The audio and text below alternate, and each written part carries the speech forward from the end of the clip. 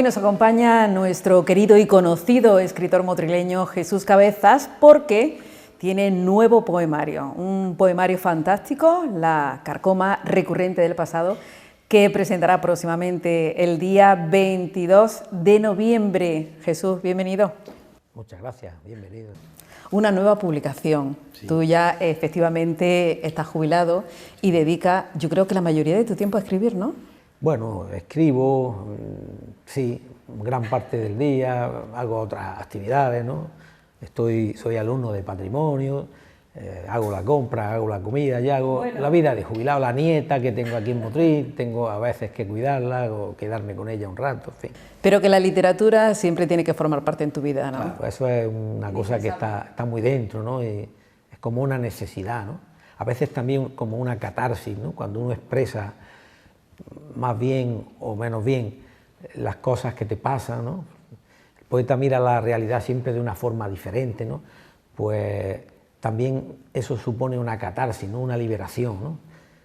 Ya digo, aunque no acabe de estar siempre muy contento con lo que ha escrito, si ha reflejado todo lo que quería decir o no, pero no deja de ser una cosa importante en mi vida. Claro que sí. ¿Y qué siente uno ya cuando ven a hacer una nueva publicación? Pues esto pasa como cuando se tiene un nuevo hijo, ¿no? Es una ilusión nueva, una ilusión renovada. Creo que es el 9º poemario, si no me falla la memoria, pero es una alegría inmensa, ¿no? Cuando ya lo tiene al fin entre las manos con lo que cuesta.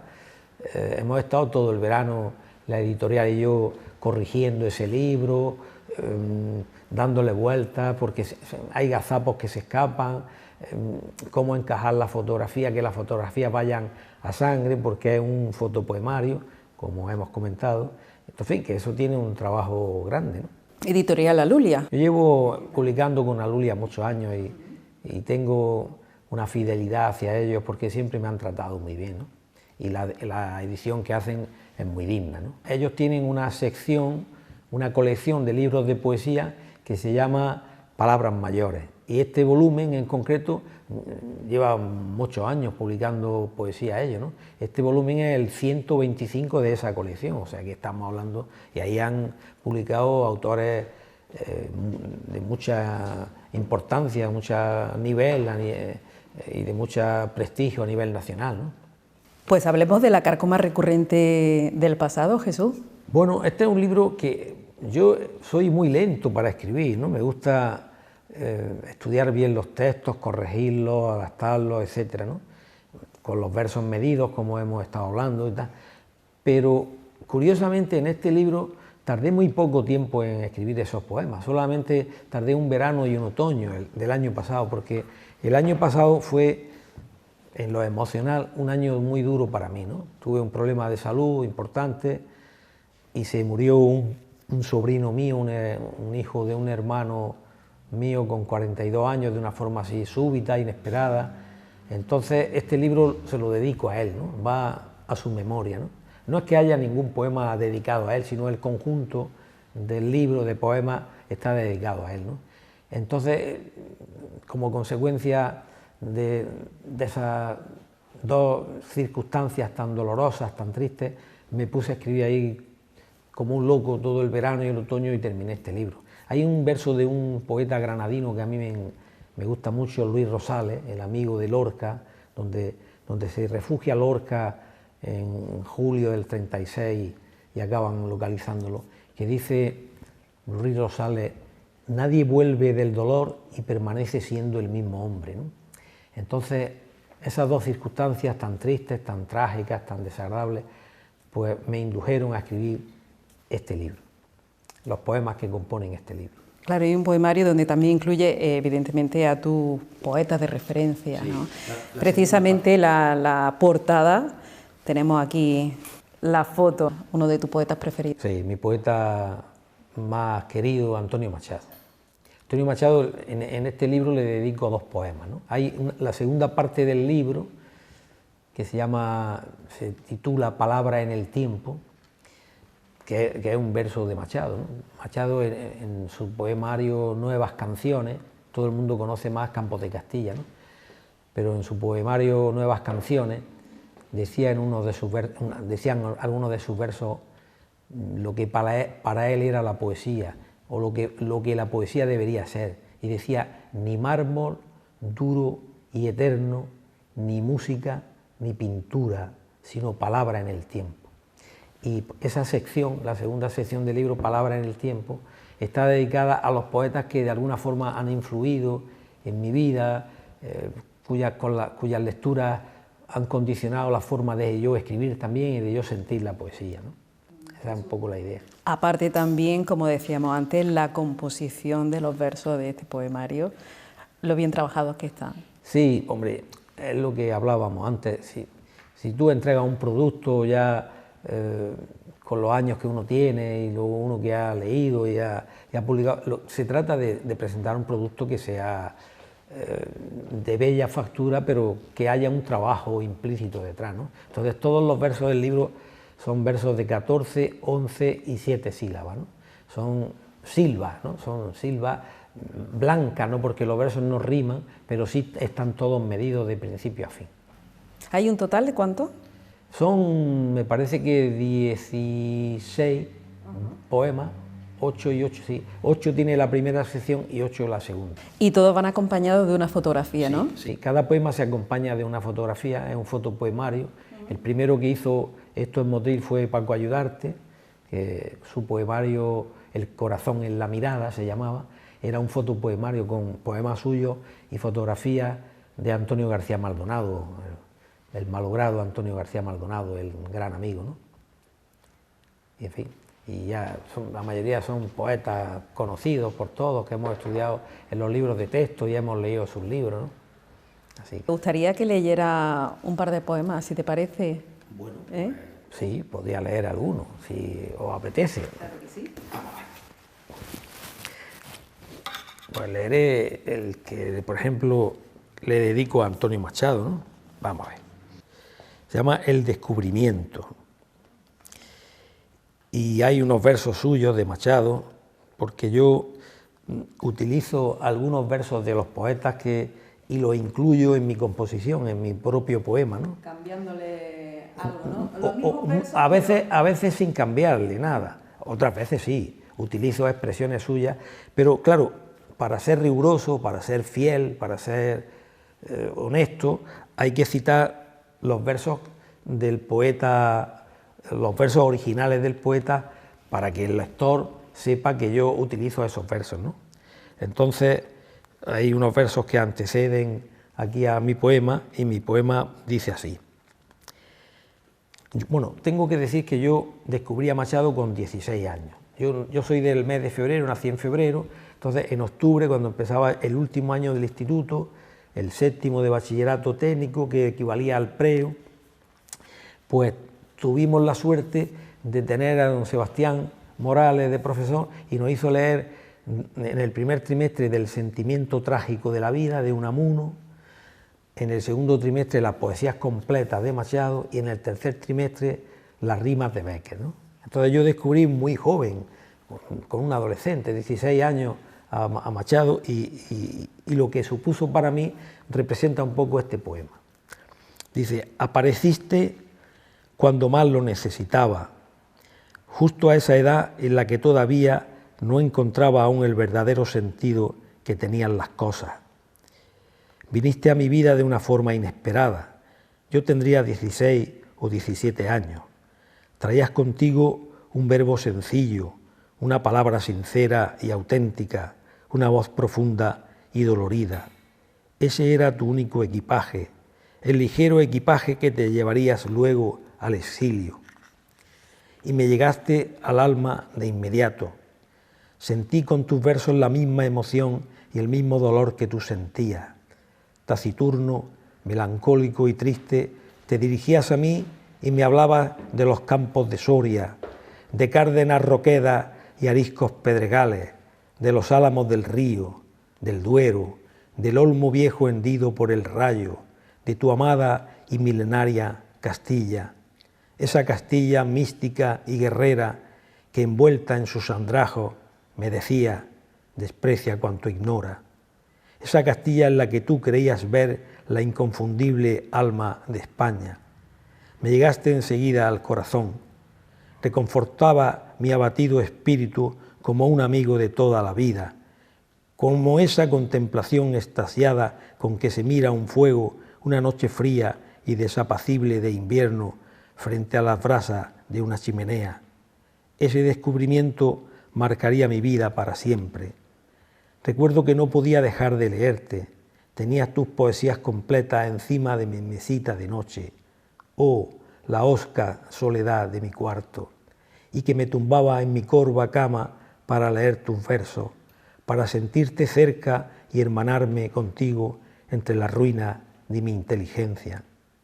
Años más tarde admiré tu compromiso cívico y el ejemplo ético que nos dejaste, y a partir de entonces quise parecerme a ti, imitar tu insobornable integridad moral, plasmar con versos limpios y sencillos lo más íntimo de mis sentimientos y restañar, en suma, las heridas del alma. Y desde ese preciso momento quise ser, ya para siempre, poeta como tú. Yo creo que no se ha hecho nada en Motril, no es que yo pretenda ser un icono aquí de la modernidad o de la novedad, ¿no? Pero el prólogo es de Gracia Morales, que todos la conocéis, una claro autora que ha venido a Motril, una magnífica poeta, una gran dramaturga. ¿Estará contigo en la presentación? Sí, va a venir a la presentación. Y una niña querida por mí, su familia, porque eran de allí del barrio del Camino de las Cañas, donde yo me he criado. Y luego está mi poemario, mi libro, mis poemas, y una cosa muy curiosa, que yo creo que esto es por lo que digo que es una cosa inédita, unos comentarios finales de cada uno de los poemas de José Antonio Pulido, que ha sido profesor de literatura en el Instituto Martín Recuerda, ¿no? Hasta que se jubiló hace 2 o 3 años, no recuerdo. Entonces, él es mi asesor, mi confidente a nivel literario, ¿no? Por si hay algo que no... Entonces yo le pido muchas veces consejos a él, ¿no? Y conforme iba escribiendo los poemas, se los mandaba por correo electrónico, teníamos ahí una correspondencia epistolar, ¿no? Y opinaba sobre ellos, me daba consejos. Entonces, cuando yo empezamos a hacer eso el verano pasado, el otoño pasado, me di cuenta que esos comentarios tan pulcramente escritos, tan magníficamente, que describen perfectamente la intencionalidad de mis versos, digo, esto habría que publicarlo. Le pedí permiso a él, estuvimos ahí unas conversaciones y no le importó, y están escritos aquí de forma que para el lector, que a lo mejor no esté muy avezado en poesía, sí, le puede favorecer la comprensión bastante, ¿no? Y son unos comentarios muy suculentos y muy bonitos, ¿no? Así que... Bueno, hablando contigo también hemos podido comprobar que tienes una memoria, Jesús, fascinante. Sí, sí, porque también en tus otras publicaciones queda constancia de ello, ¿eh? Qué buena memoria. Ahora se abomina mucho, como tenemos el móvil, que podemos obtener información inmediata de cualquier cosa pues no es que se abomine, pero no se tiene muy en cuenta la memoria, y la memoria es muy importante. Yo he tenido que estudiarme muchas cosas de memoria, y eso no significa, cuando tú comprendes un texto, aunque te lo aprendas de memoria, pero cuando tú estás comprendiendo lo que lees, eso, aparte de que activa tus neurotransmisores, hay que darle valor, es una cosa importante, ¿no? Así es. Así que, bueno. Bueno, qué maravilla también esa buena complicidad, ¿no?, con otros escritores y esa... Claro, yo creo que sí, hay que huir un poco de ese egocentrismo y saber que hay más gente que en el mundo y más poetas que escriben y lo hacen magníficamente bien, y hay que estar abierto a todo, tener la mente abierta a todas las tendencias y a todas las particularidades de cada cual. Claro que sí. Bueno, decíamos que el libro se va a presentar el próximo 22 de noviembre y se va a hacer en el CEP. En el Salón de Actos del CEP, en la Plaza de la Libertad. Bueno, ya sabemos que todas tus presentaciones llenan todos los espacios. Bueno, sí, otras veces hemos llenado. No sabemos si invitar o no invitar porque eso se va a llenar. Bueno, el Salón de Actos es grande, el Salón de Actos del CEP tiene un aforo bastante aceptable, es un sitio digno. Como yo soy alumno de patrimonio, pues no he tenido grandes dificultades para que se dieran, sobre todo gracias a Cándido, que es el director del centro, del CEPER que hay allí, Juan Rodríguez Pintor, otro poeta motrileño, que yo incluí también en aquel diccionario de escritores motrileños contemporáneos. No he tenido dificultades con él, todo lo contrario, y lo vamos a presentar allí a las 8 de la tarde. Pues hacemos evidentemente esa invitación para todas las personas que estén viendo el programa, que tienen una cita con la cultura, con la literatura, con nuestro escritor de motrileño, medalla de oro de la ciudad, bueno, don Jesús Cabezas, el viernes 22 a las 8 de la tarde. Jesús, ¿te parece que nos quedemos con otro poemilla para terminar? Bueno, vale, pues muy bien. Venga, pues a ver, el que prefieras. Voy a leer un poemilla, esta vez más corto, que está dedicado a mi mujer, a María Ángeles, como decían aquellos versos de Mario Benedetti, mi amor, mi cómplice y todo. Que una buena compañera también es importante en este camino, hombre, ¿o no? Totalmente. Es mi báculo, es mi báculo. Vamos a ver si lo encuentro. Claro que sí. Bueno, hay una película, Barry Lyndon, no sé si conoceréis esa película, es una película, un film de Stanley Kubrick. Entonces, cuando nosotros nos hicimos novios, estábamos estudiando en Granada, yo estudiaba cuarto de medicina y María Ángeles, que también es médico, tercero de medicina, ella es un año menor que yo, iba a un curso después que yo, y entonces nos habían hablado de esa película, Barry Lyndon, que había ganado algunos Oscars, y fuimos a verla, pero nos habíamos hecho novios unos días antes, ¿no? Entonces aquella película tan magnífica de Stanley Kubrick, las bandas sonoras de sus películas eran obras de música clásica, ¿no? Entonces hay una obra de Händel que se llama Sarabanda, que sonará ese día en el CEP, esa melodía, porque tenemos ahí un montaje ya preparado audiovisual, mis presentaciones suelo poner música de mis tiempos y eso, y la Sarabanda de Händel y esa escena de la película Barry Lyndon a todo color en el Palacio del Cine en Granada, pues ese recuerdo marcará para siempre, marcó para siempre mi vida, ¿no? Y a ese escenario, a ese episodio de mi vida le dediqué este poema. Se llama Un viernes de noviembre de 1976. Dos butacas juntas en el Palacio del Cine, una sala completamente a oscuras, dos jóvenes estudiantes universitarios con el noviazgo recién estrenado en la última sesión de un día de noviembre, de un viernes cualquiera de noviembre. Fuera una noche desapacible y una llovizna fina cayendo mansamente sobre las calles de aquella Granada que tan cerca llevaríamos del corazón. Unas manos enlazadas con otras, un aroma dulce e inolvidable, una inmensa vida por compartir, un fascinante proyecto en común y la afable melodía de la sarabanda de Händel sonando solemnemente en la sala, y sobrecogidos por la música y el cine de la banda sonora de la película Barry Lyndon, descubrimos que la vida era bella, que queríamos hacer unir nuestros destinos más allá de la visión pesimista de Stanley Kubrick sobre la condición humana que se reflejaba en aquella historia. Tal vez todo consistiera en que éramos jóvenes y que comprendíamos la factura de querer de un modo tan completamente viernes. Pero aún siendo muy jóvenes, lo tuvimos claro. Habíamos nacido el uno para el otro. ¿Qué le ha parecido a tu mujer? Pues lloramos, cuando lo leemos lloramos. Los poetas somos muy de lágrima fácil, una sensibilidad ahí un poco que a veces nos juega malas pasadas, pero bueno, así somos y así tenemos que aceptarlo. Qué bonito. Lo he dicho, Jesús, muchísimas gracias. De nada, es un placer estar con vosotros, que me atendáis siempre tan bien, con el cariño que me profesáis, y espero poder estar a la altura el día 22. Seguro. Y dejar, como decían los motrileños antiguos, el pabellón alto. Muy bien. Muchas gracias. Pues nada.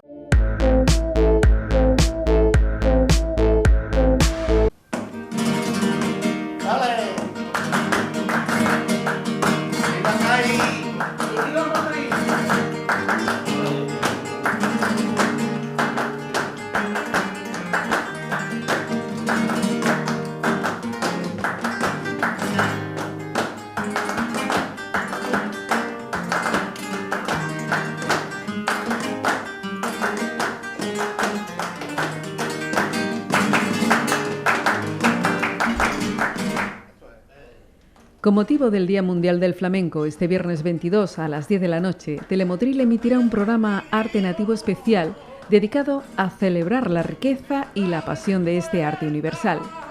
Durante 1 hora y media nos sumergiremos en el corazón del flamenco de la mano de artistas y aficionados locales. Ellos compartirán con nosotros no solo su talento en el arte, el toque y el baile, sino también sus reflexiones sobre lo que significa el flamenco en sus vidas y en nuestra cultura.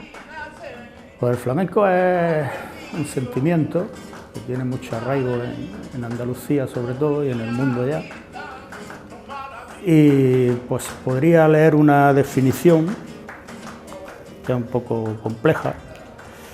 El flamenco sería el conjunto de cantes, bailes y acompañamientos rítmicos y musicales que configuran una determinada expresión musical, artística, sentimental y popular de origen genuinamente andaluz. Esa es una definición que durante todo este tiempo he ido yo masticando y desarrollando hasta que me satisface esa definición un poco compleja de lo que es el flamenco.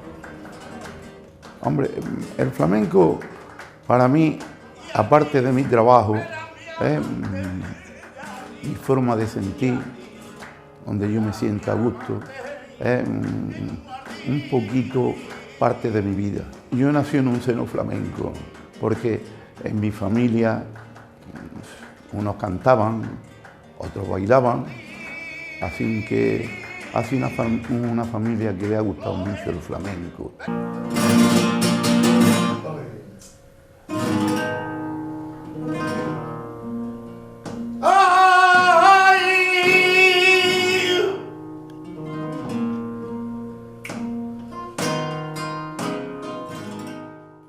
Una velada única donde la tradición, el sentimiento y el arte se unen para rendir homenaje a un patrimonio que es orgullo de nuestra tierra y del mundo entero. Les invitamos a vivir esta experiencia de la mano de José Maldonado padre, José Maldonado hijo y Francisco Maldonado alcante, con la guitarra de Fernando Heredia y el compás de Toñi Gómez Turra al baile. También están presentes grandes aficionados como Juan López, Emeterio y Miguel Montes. Aquí va una pincelada del encuentro que tuvo lugar en la vinatería El Candelón de Motril, porque el flamenco no solo se escucha, se siente, se vive y se celebra.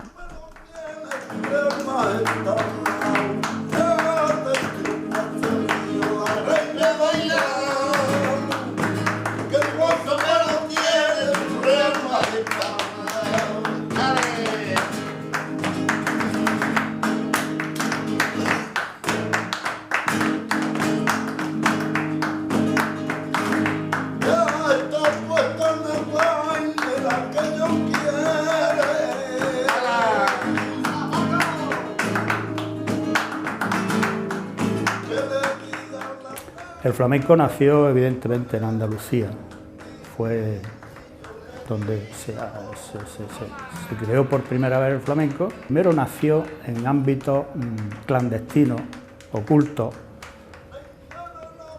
y familiares. ¿Por qué? Pues porque el nacimiento del flamenco se da entre unos grupos sociales de Andalucía que coinciden en una cosa todos. Estamos hablando anteriores al siglo XV, XVI, por ahí. Eran marginados porque eran sectores sociales que el poder político los marginaba. Eran gitanos, eran moriscos, eran judíos, mozárabes, cristianos pobres, campesinos pobres. Toda esa gente estaba perseguida, primero por decisión política.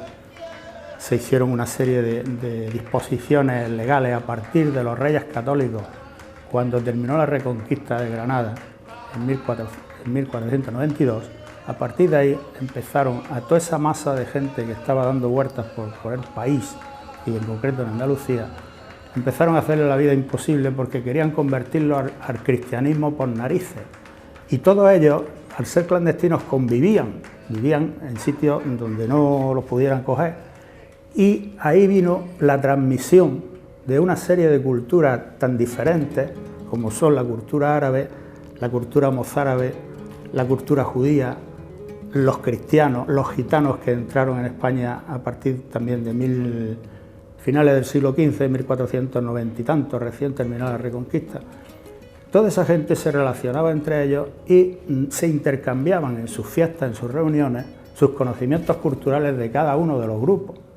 Entonces, el flamenco, como nace, pues, de una forma muy sencilla, de esas relaciones entre gente tan diferente, porque se tenían que guardar los unos a otros, porque vivían errantes, clandestinos, perseguidos, porque ya estaban proscritos cuando lo habían expulsado, y algunos seguían clandestinamente aquí, porque ¿dónde iban a ir?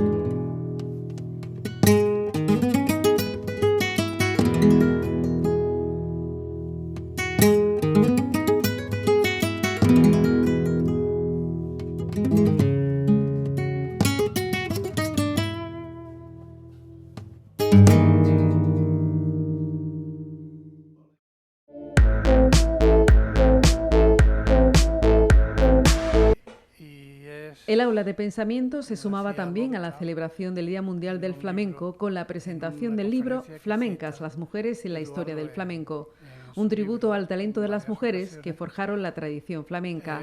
Su autor, Eduardo Castro, estuvo acompañado en la presentación por el académico Antonio Chicharro. Pues esto nació con un encargo que me hizo una compañera nuestra de la academia, Pilar Núñez, durante la pandemia.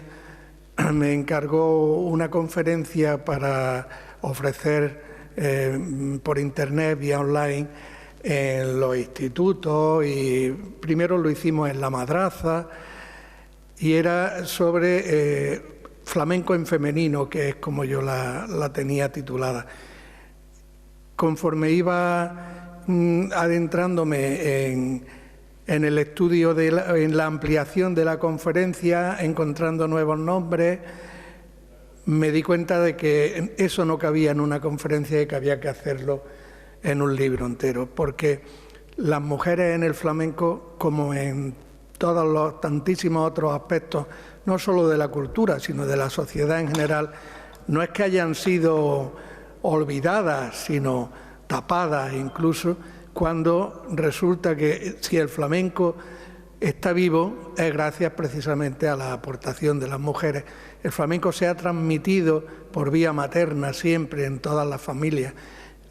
Hay grandísimos cantadores, siempre lo nombro al Lebrijano, por ejemplo, que así lo reconocen, han aprendido de sus madres en sus casas, y esa tradición familiar del flamenco a través de la voz de las mujeres es lo que hasta ahora no se había estudiado a fondo.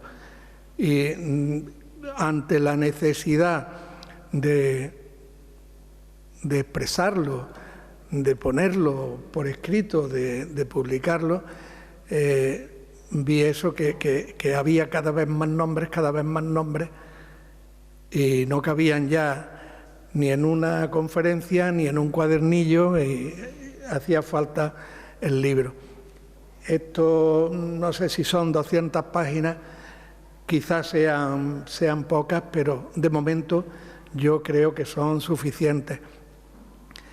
La primera mujer que encontré en mis investigaciones fue María Borrico, que era de la segunda mitad del siglo XIX, y la última en la que ya puse punto final por considerar que era la de mi generación, que es Carmen Linares. Entonces, desde María Borrico hasta Carmen Linares he ido sacando a la luz todos los nombres y las historias y las biografías de todas las más importantes, no solamente en el cante, porque en el libro no está recogido solamente el cante, tiene 3 partes: el cante, el baile y la guitarra. Normalmente en el flamenco a la mujer se le ha dejado el papel del baile principalmente, desde los cafés cantantes hasta las propias zambras del Sacromonte. El cante y la guitarra estaba casi exclusivamente reservado a los hombres, y a las mujeres era el baile, porque era lo más, el colorido, y también el baile era también lo más sexual. Entonces ese era el papel que se le reservaba. Sin embargo, como ya he dicho antes, los propios cantadores han reconocido tradicionalmente que lo que saben, que los cantes los han aprendido de las madres, y por eso era la necesidad que yo vi de reivindicar también la importancia de las mujeres en el cante, no solamente en el baile. Y en el aspecto más desconocido de la guitarra, donde también han brillado. Al principio incluso las propias cantadoras primeras, y que se fueron profesionalizando, se acompañaban a la guitarra a ellas mismas. Hay varias fotografías en el libro que así lo atestiguan. Varios nombres importantes de la historia: Anilla la de Ronda, la Parrala famosa. Las Parralas eran 2 hermanas y las 2 tocaban la guitarra, pero una de ellas sobre todo, Trinidad. Y así fue como nació la idea y como se terminó transformando el libro. Tendré en cuenta la sugerencia de lo de la justificación al centro y volveré a insistir, pero yo creo que la segunda edición está ya en marcha y que lo único que van a hacer es corregir una errata que hay en el lomo del libro, donde en vez de flamencas pone flamencas. Es lo único. De otro lado, este sábado 23, dentro de los encuentros de poesía que organiza periódicamente el aula, José Luis García Herrera, Premio Flor de Jara de Poesía, presentará Niebla en Costafreda, en conversaciones con el poeta local Jesús Cabezas. Será en el Patio de los Ingenios a las 12 del mediodía.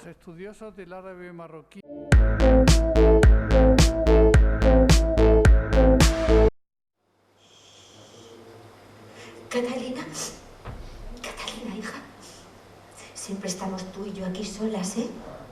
Rodeadas de tanta gente hostil que nos martiriza. Cuando mi padre ordenó mi reclusión en Tordesillas, pensé que sería de manera temporal, mas viendo pasar los años, me consta que aquí permaneceré, mientras convengan sus intereses. El Teatro Calderón acogía la obra Juana, interpretada por la actriz almeriense Mar Galera, quien explora el lado humano y la fortaleza emocionada de una reina incomprendida. Bajo la dirección de Eva Manjón, Juana combina realismo mágico, monólogos introspectivos y el poder del simbolismo hacia las mujeres históricamente silenciadas. Con una estética romántica y cuidada, el espectáculo quiere sanar algunas heridas, en palabras del equipo. Galera, que encarna en solitario a Juana, nos acerca al sufrimiento y la fortaleza de este personaje histórico, mientras que las voces de Silvia Marsó y Ricardo Truchado aportan su interpretación como Isabel la Católica y el juez, respectivamente. Que me siento triste para gobernar. Gobernar requiere mente clara, mano firme y sano juicio. Esas cualidades me adornaban entonces, pero ya siento flaquear mis fuerzas. Reiné únicamente para anular las mercedes que Felipe había dispuesto sin mi consentimiento, a claras luces contrarias a los intereses del reino. La obra busca sumergir al espectador en el conflicto interno y en la vida de una mujer apartada de su propio destino. Ha de pasar este cuerpo mío antes de que me sobrevenga la muerte.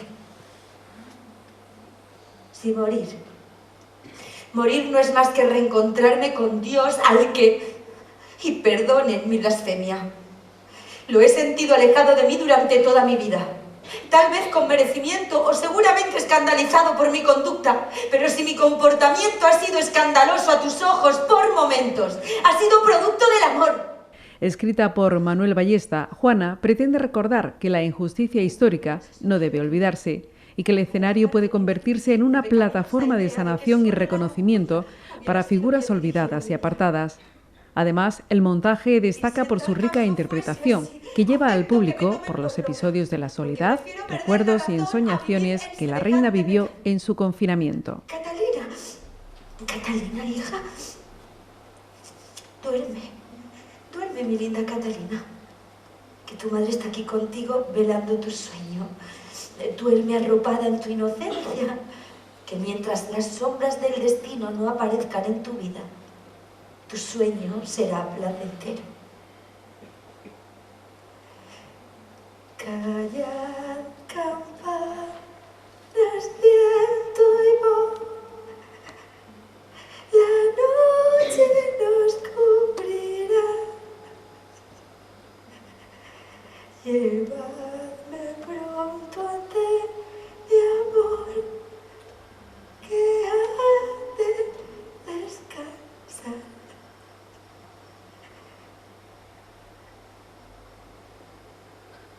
La providencia conspira.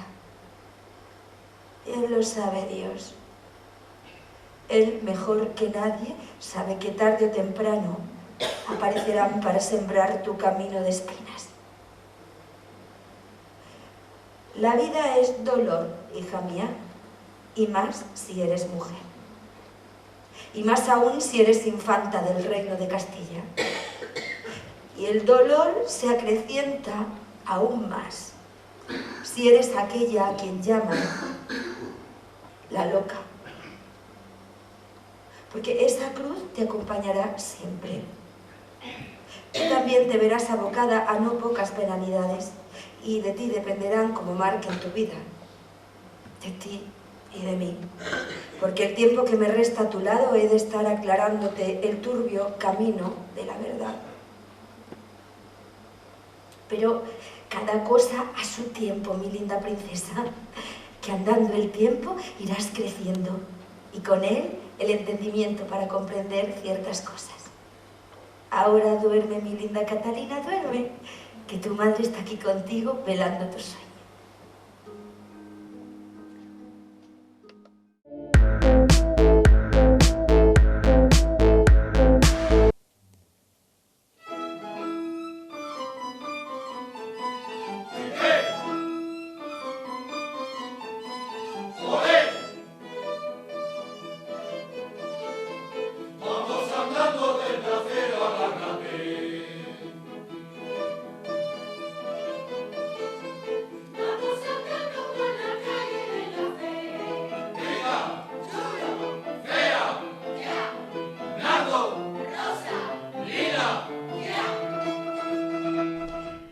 El coro lírico de Motril ofrecía en la tarde del miércoles en el Teatro Calderón el tradicional concierto en honor a Santa Cecilia, patrona de los músicos. Un magnífico recital organizado por la Asociación Agua Viva bajo la dirección de Ángel Rodríguez Franco y con Cecilia Pacheco al piano y María Mingorance al violín, acompañando a las magníficas voces que componen la agrupación.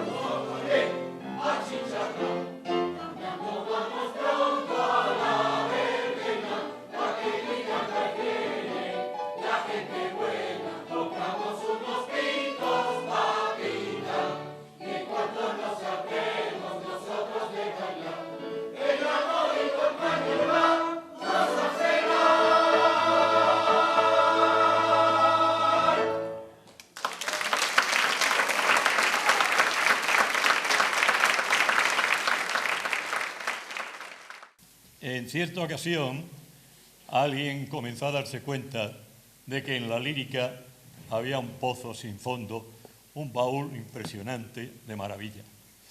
Y bueno, vino Nana Mouskouri y se le ocurrió coger el va pensiero de Nabucco y hizo un disco que le llamó Libertad.